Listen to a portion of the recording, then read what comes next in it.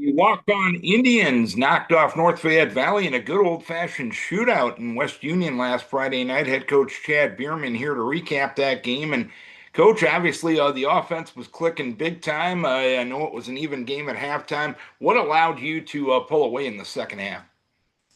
Well, and they came out, guns blazing. They jumped on us 14-0. They stopped us 3 and out. Went down, and scored. We threw a pick six, so we're down 14-0. And from there, we were kind of clawing back. Uh, we got it to 14-6, and then they went up, and then we hit a 77-yard touchdown pass, and then they scored again. Then we returned the kickoff by 97 yards. We got a stop late and scored with like 5 seconds to go in the second quarter to tie it up. And then second half, they scored on their first series of the half kick field goal. And after that, we were able to get some stops and keep putting points on the board and kind of pull away. So, special teams were big, obviously.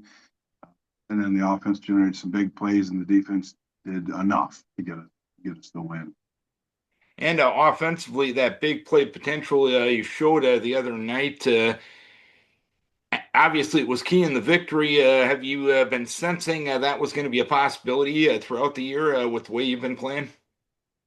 Well, we know we've got some kids that can go make plays, particularly ball in the air or on returns. We've got some athletes that are probably better at that than anything else. And so, we've been waiting for them to break loose. We've been close on some returns so far this year and finally popped a big one. And I guess we had one against O-line too.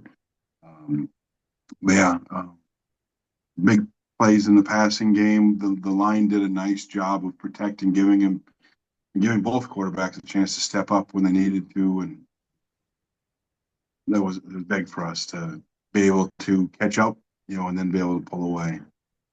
And Vaughn Stegan's been putting up some pretty good numbers from the quarterback position. How has he progressed as the season has gone on?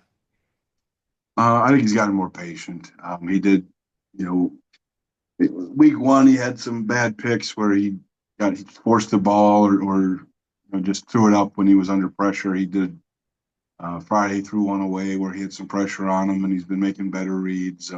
Obviously, the pick six was not one of those, but he's growing. I mean, he's just a junior and he's learning. Week by week he gets better.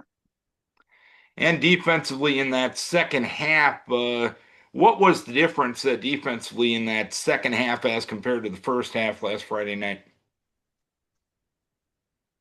I don't know. I mean, we made a few adjustments at half. We started bringing a little more pressure.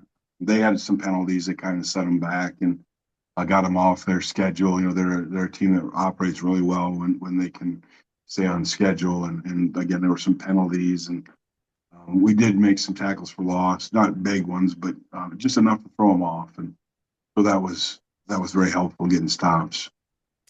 And this week, you make the trip over to Osage. Obviously, the Green Devils are having a very good year to this point, undefeated to this point. Looking at them on film, what impresses you the most?